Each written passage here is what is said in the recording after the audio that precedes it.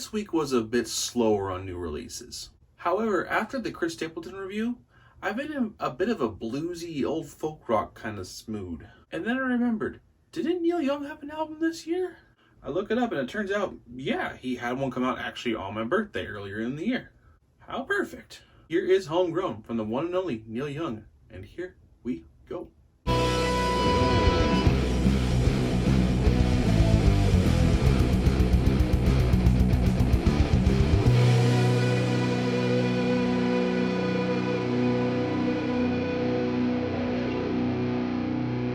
Cool side note, this is sort of a lost album in a sense of words, because it was actually supposed to come out all the way back in 1975, but it was replaced. Then it was released as a part of Record Store Day. That's pretty awesome.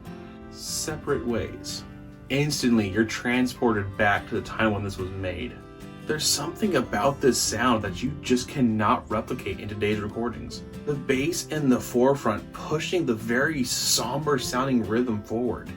Once Neil starts to sing, that somberness continues. This song just sounds very dark and eerie. It floods your body with an uneasy comfort. It's the best way to describe it. It's a solid first track. Try. The feelings from Separate Ways have not gone their separate ways, as the vibes from it continue this one pretty flawlessly. This song is much more of the storytelling side of folk rock you'd come to expect. This is the style of song you just chill out to on a rainy day, with the pitter-patter of raindrops on a tin roof. As the song progresses, it gets a little bit more upbeat, as there's a little bit of honky-tonk in the undertone. We go 2 for 2. Whoa-ho, Mexico. I see Mexico, my brain instantly goes to Ailstorm. We got a pretty little piano ballad here that I can't help but just picture a dude walking down a street at night just pondering where his life is at. The song is very interesting. Love is a rose. How about just a kiss first? As the song gets going, it sounds much more like the Neil Young I know. Strong guitar chords with harmonica blaring over it. He does a little blues run on the Take the Best One Now line, and it's a little out of right field for this song, but it still fits. One thing that does confuse me, are roses considered bushes or vines? Because if they aren't vines, that somewhat undermines the entirety of this song. Homegrown. Title track time. You get some dudes just screwing around with slide guitars and you hear them conversing about the sound.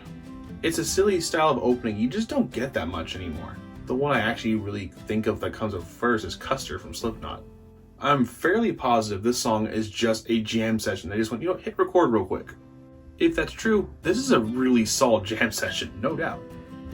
Florida. Did you know that buildings in Florida are white and big? Listening to him talking, it sounds like he's halfway to Florida.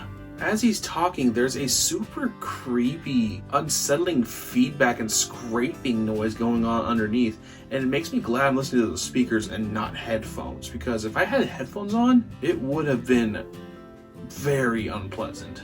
This isn't a song, it's pure story time, and it's freaking weird, like Florida. Kansas. We get back into music as we move to another state. There is some very pretty guitar work going on here, and it sounds very fun to play. The harmonica is used to accent the bass notes of the chords, and it makes a very nice thick syrup. He's whispering almost the entire time, and adds to the very pretty and quiet nature of the whole song. We don't smoke it no more. Sure you don't. We going straight saloon style blues here, and I love it. That pretty much sums it up. It's hard to beat saloon blues.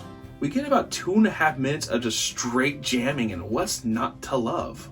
Really, the only vocals we get in the song are just they're very short and just going over the title. So this song is just pretty much one damn good blues jam front to back. If you made it this far into the video, thank you for, being here. I have a goal of reaching 1,000 subscribers. If you're not subscribed and you like what I'm doing, please consider subscribing. Share me to friends you think will like my content, or anywhere else, even if you don't think they would like me. Share me anyway. I'm intrusive. Yeah, so please be sure to like, comment, subscribe. Join me on the road to 1,000 subscribers. Thank you. White Line. Play it like a cowboy, folks. The verse really gives it that classic Neil sound, which does make sense as this technically is classic Neil sound. The lost episode, so to speak. This song is the closest one to the style of Heart of Gold, and is a necessary addition to make this album feel complete. Vacancy. Oh, that riff is, dare I say, heavy. The first pure rock song of the album, and I dare say it caught me off guard in the best ways possible. We got a pretty sweet guitar harmonica harmonizing bridge. There's a lot of little subtle guitar riffs throughout the song that I really do like. They're very subtle, but they're there. It may go on a little long, that's fine with me. Little Wing. A re-release that isn't technically a re-release because this song was supposed to be released when this album was supposed to release. There's little fluttering runs that mimic the sound of fluttering little bird wings, and it helps the song come off as a pretty little number.